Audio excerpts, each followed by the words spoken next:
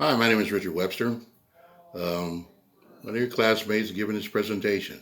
What I wrote about was a short synopsis of Robert Owen's life and educational theories. A little bit of background and culture about him. Um, Robert Owens was an educational theorist and lived back in the industrial age. He basically was fending for himself at age 10, and he picked up education where he could. He was basically a self-made man. He went and became an entrepreneur during his early part of life. He was about 19 years old when he had his first management opportunity.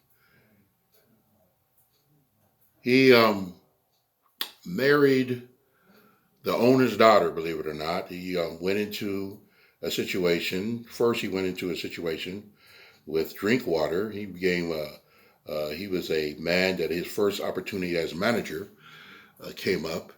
And then he met a man, Mr. Dale, back in the late 1700s, married his daughter, and became the mill operator of a mill in New Lanark, Scotland.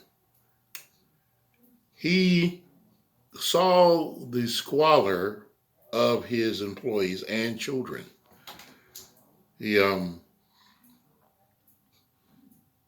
basically took pity on them, and he began to watch his employees and the children under his employ. He observed their situation. He observed the poverty that they were living in. And one thing about, just really quick, he was kind of appalled by the way the church was reacting to the environment and situations that these people lived.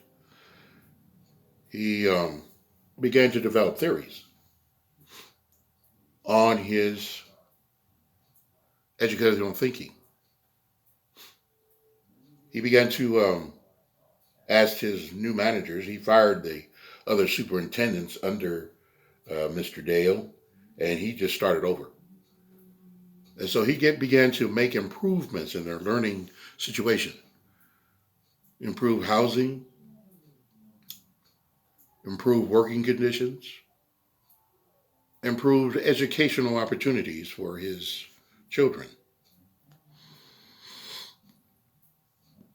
With these new improvements, he began to really focus on the children, and he began what's called infant school movement. He's kind of called the father of this movement, and he began to develop theories about this. He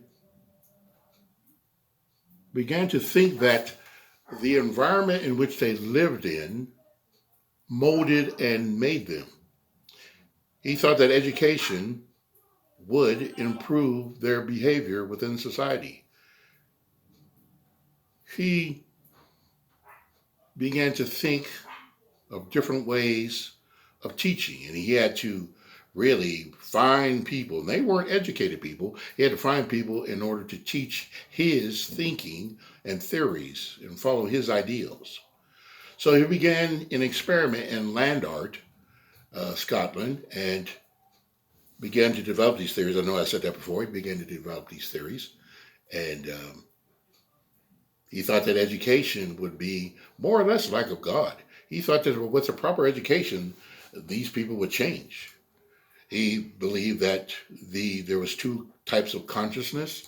There was one ignorant, afraid, violent, and the educated consciousness, the other consciousness, was a good, peaceful, relaxed, not ignorant about the world around him. He really thought the environment that when which people came, they it molded them into whatever the environment would do. And he began to think that education would mold the proper behavior into people, including children. Actually, he thought that children were more pliable than adults. And so he began to develop these theories. Like I said before, began to develop these theories. He also took these theories over to Harmony, Indiana. It was pretty successful in Lander, Scotland. He wanted to bring these ideas to the United States. So he actually bought the town of New Harmony, Indiana, bought stock and barrel, and bought this town and began his experiment there. It wasn't successful as Scotland. He came into being with other people, and conflicts arose. Conflicts arose with the handling of the finances and administration of the school.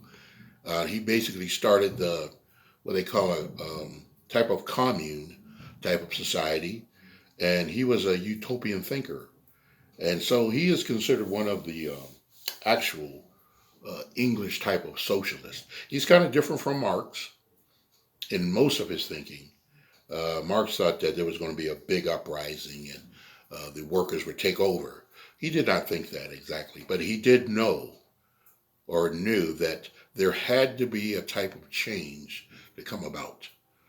And so he began his theories there in New Harmony, Indiana. It wasn't successful, but education did take bits and pieces of his thinking from that experiment in